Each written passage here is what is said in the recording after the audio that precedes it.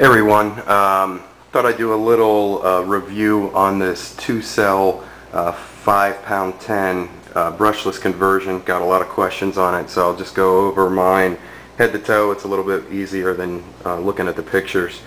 Obviously you can see the brushless motors, which are just mount-ins, slip on the pinions. Press fittings are fine. You see the old battery holder makes a nice little chamber for where you can hide the two ESCs, and the brushless speed controller, the brushless converters wrapped to one side of the 4-in-1, and that still gives you access to the two adjustment pots if needed. The constant rudder trimming issue that most people have with the stock 510s isn't an issue with the brushless. Most people would think the receiver heating up is what causes that, but in the stock configuration it's mostly their 130 motors that lose efficiency as the flight time goes on. So here we also see the landing gear, and all I've done is chopped off the sides of the stock where they mount to the frames, and then used a llama kit with a rubber band, and that is for nice flexibility placement of the battery for center of gravity, because we've made the front a lot heavier with all of the electronics up here, and so the center of gravity has to be moved back from stock to get a good feel for it. I've also used two of the tail fins super glued together just for a little bit more strength on those, and used a llama canopy that I painted and then cut specifically to fit the 510, and just pop that on.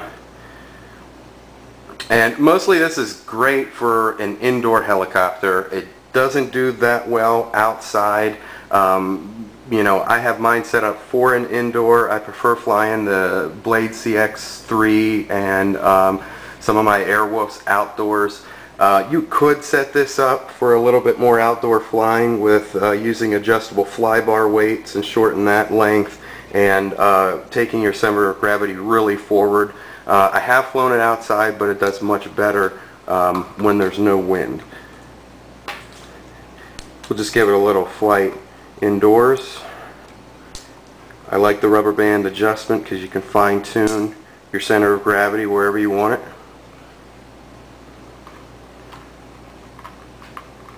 Tuck this balance tab away.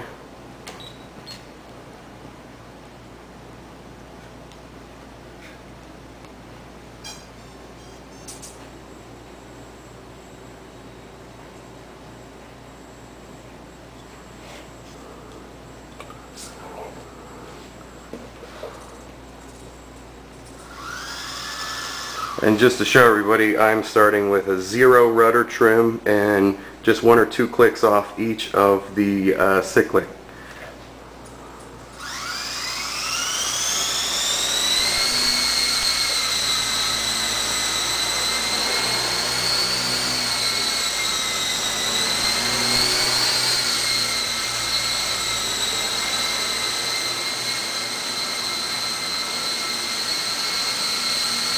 So it's pretty smooth. The little wag that you see is actually because these blades are out of tracking because they've been crashed a few times. But you have really good hover at less than 50% stick.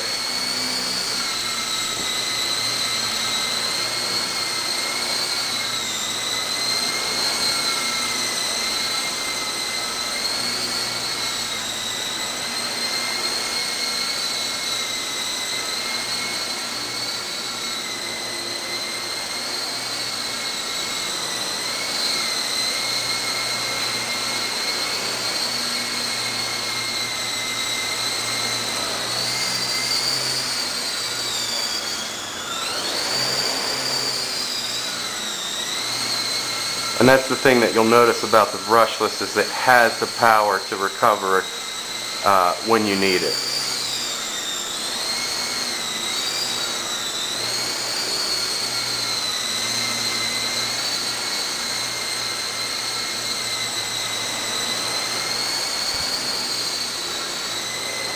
On a 900 milliamp 15C battery, you can easily get 13 to 15 minutes of smooth, consistent flight time.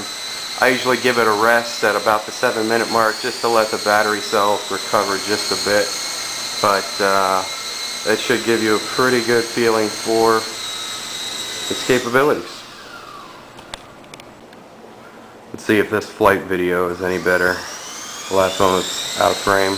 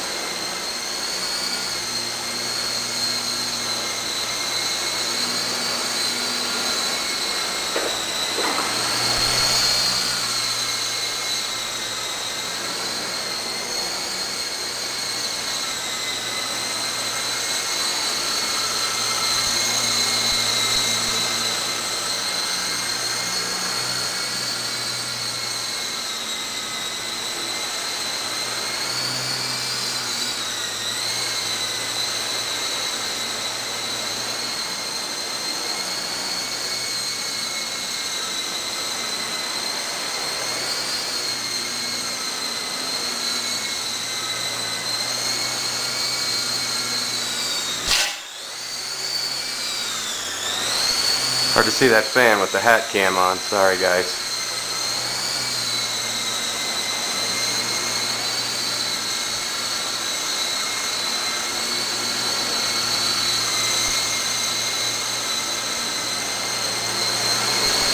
And that brings up a good point, is blades. The stock blades are, I find pretty well. They're not as durable as some of the others. These are the indestructible blades from Fly RC out of Canada. You can see they have a lot of nicks on them and take a lot of damage. The other heavier indestructible blade types like Extremes just don't seem to fly that well. They're more for outdoor flying, I think, and